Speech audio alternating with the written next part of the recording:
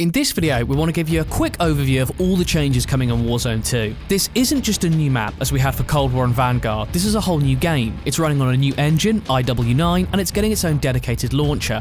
This new engine is bringing with it lots of new movement mechanics like swimming and ledge hanging. Let's start with the new map. It's called Al Mazrah, which is Arabic for the farm, so as you've probably guessed, it's set in the Middle East. But it's not going to be a barren desert landscape, it's actually quite densely populated with tons of POIs. Interestingly, a lot of these POIs are actually older Modern Warfare and Modern Warfare 2 maps, including High Rise, Showdown, Terminal, and Quarry. This new map will also feature permanent AI enemies and even strongholds. Why you bullying me? Which sound like defendable bases that the players can pay to reinforce.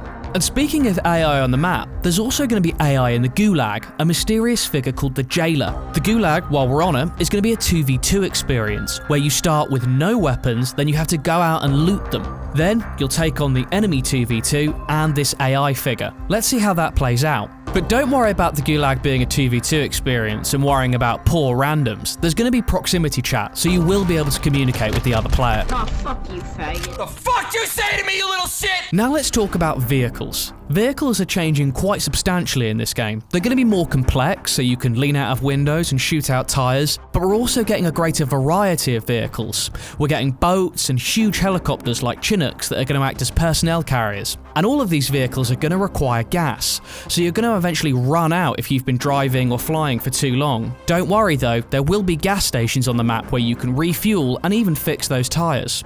Maybe most interestingly of all, the circle is now going to be split in the mid-game, so there's going to be multiple separate circles that players can survive in, but the devs have confirmed that all of these will converge into a single circle by the end game. Last but not least, we need to talk about looting. You're going to be able to buy individual weapons from the buy station, but they're getting rid of loadouts altogether and going down a more traditional BR path. So equipment and grenades will need to be found along the way, and perks have been removed from the game. Backpack space is also now a thing, so you'll have those extra slots if you want to carry, say, 5 extra grenades or extra sniper ammo. Your armor carrier is now also going to be upgradable, so you can carry multiple plates. Those were the key changes. Does this sound like good news, or have they fucked Warzone?